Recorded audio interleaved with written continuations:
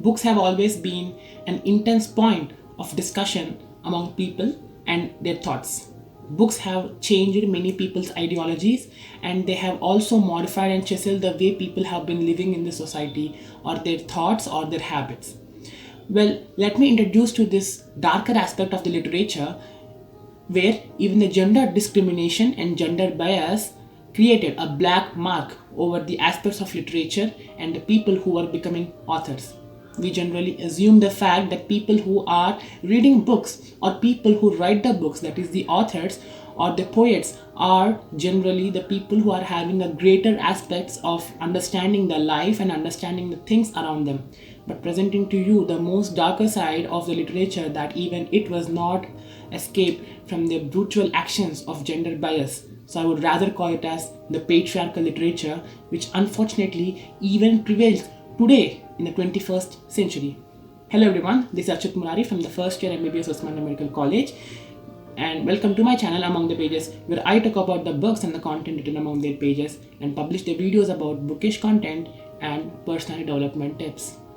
Well, diving into today's videos, we will be assessing the whole scenario of how the gender bias has actually created a black mark over the literature which is even prevailing today. So without further delay, let's get started.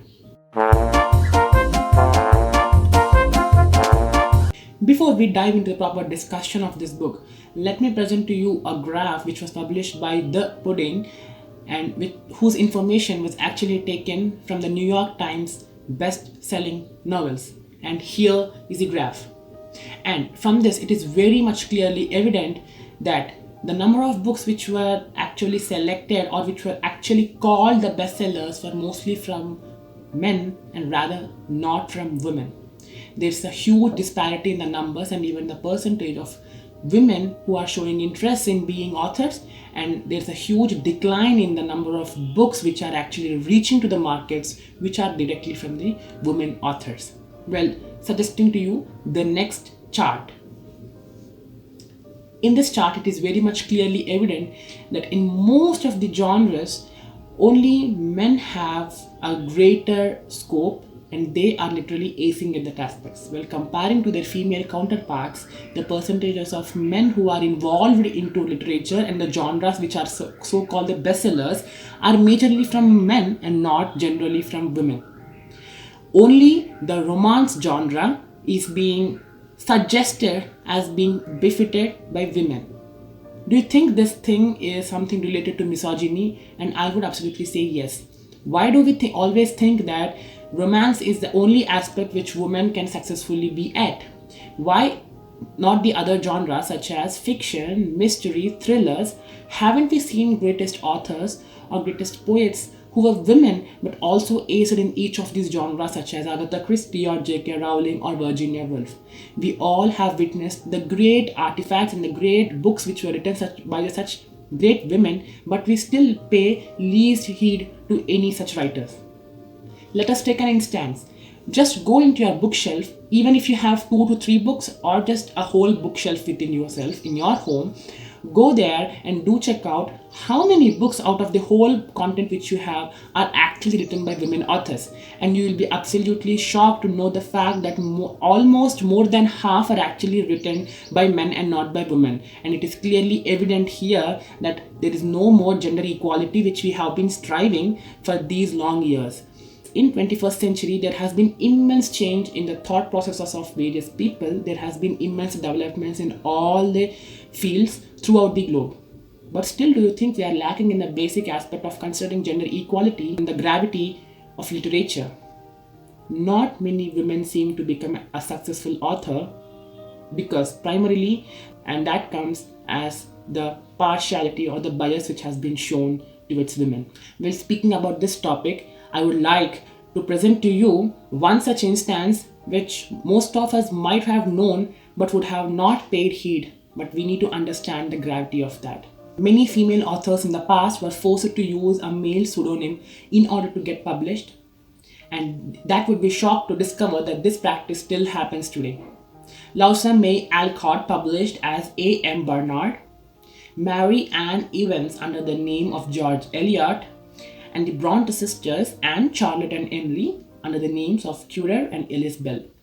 And the most shocking thing comes here when more recently J.K. Rowling chose the more gender neutral option of using her initials for Harry Potter and later published under the pseudonym Robert Galbraith.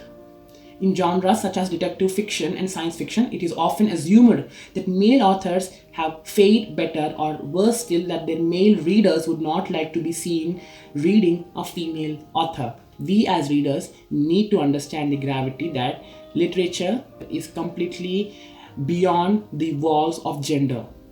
Any content which is being presented before us need to be accepted the way it is. Even in this 21st century, we still are lacking in considering or uplifting women authors in their aspects of literature. The other meteor comes over us when we find the brutal truth of the publishing offices, which pretty much assume that most of their readers would love to listen or read from the people who are generally famous through any social media or any media, and they need to be male because not many people are interested in listening to what a woman has to say. In this world, every life has a story and every person is a special one. So why not we allow the stories which are being told by women? This is something which we ourselves need to be pondering, and this is something which need to be pondered by the publishing offices also. Well, coming to the more narrowing aspect, at least in the third world countries like India, there has been huge decline in the number of female authors who write. But here comes the major aspect. Most of the books which are written by female authors are majorly being subjugated or either substituted by the same genre or the same material being written by a male author. Not many people know female authors from India or any of their states. And here, at least in this age, where we have been offered with a greater cognition and a greater aspects where we can connect with a lot of people around the globe in just a matter of seconds, we need to understand the importance of gender equality, which not many people speak openly because they feel that gender bias is something which was created but not existing. So make sure before you proceed or before you say that you are a person who are enough mature to understand that gender equality exists, then make sure you are encouraging any female authors beside you or to write.